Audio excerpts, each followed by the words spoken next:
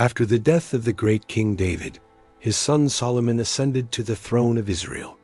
Solomon was young, and the weight of the kingdom rested heavily upon his shoulders. Israel was a strong nation, but leading God's people required more than just power. It demanded wisdom.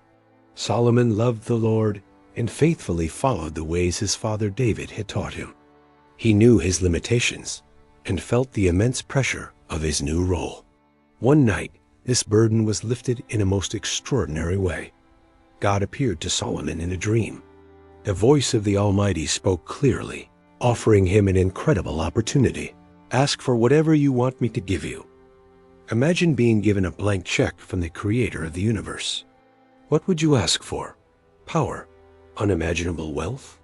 A long, healthy life? Victory over all your enemies? Solomon's response was remarkable.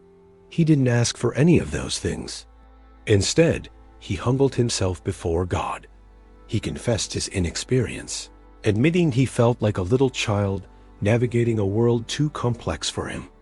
He looked at the vast nation of Israel, a great and numerous people, and felt overwhelmed. He knew he couldn't govern them alone. So, what did Solomon ask for?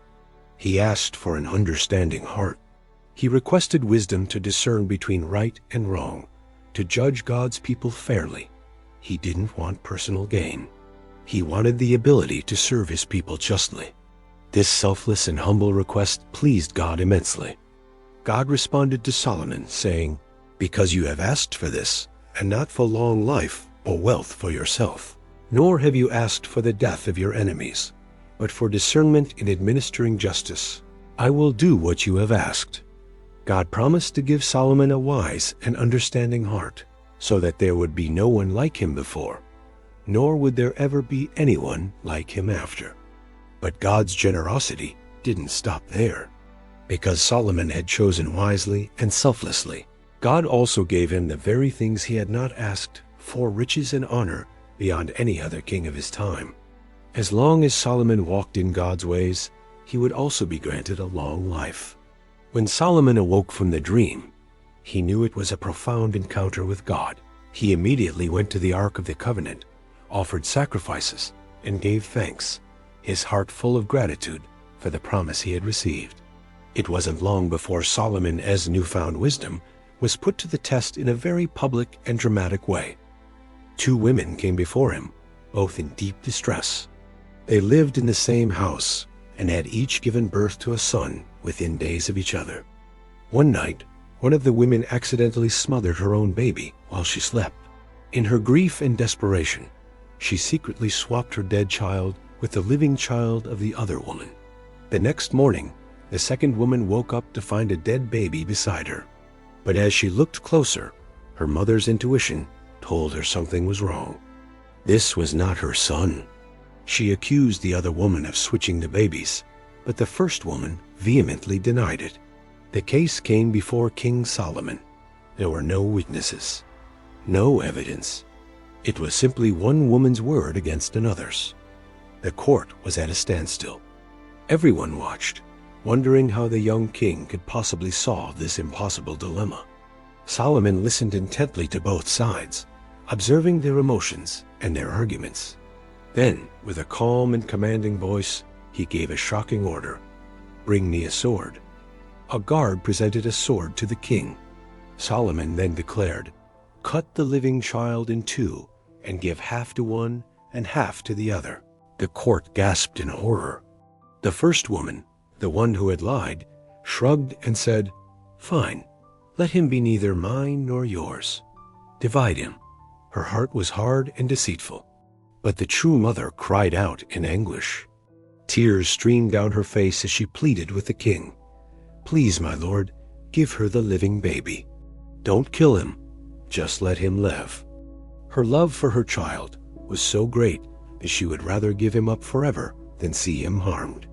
In that moment, Solomon had his answer. He immediately stopped the guard. He pointed to the weeping woman and declared, "Give the living child to her. Do not kill him. She is his mother." The true mother's compassion had revealed the truth. When the news of Solomon's judgment spread throughout Israel, the people were in awe. They saw that the wisdom of God was truly within their king, enabling him to administer perfect justice. His reputation for incredible insight and fairness grew, spreading far beyond the borders of Israel. Kings, queens, and leaders from distant lands traveled for weeks and months just to hear his wisdom. The Queen of Sheba herself came with a great caravan to test him with hard questions, and she left astonished, admitting that the reality of his wisdom far surpassed the incredible stories she had heard. Solomon's wisdom wasn't just for the courtroom. It touched every area of life. He wrote thousands of proverbs, short, powerful sayings packed with practical guidance for daily living. He composed over 1,000 songs.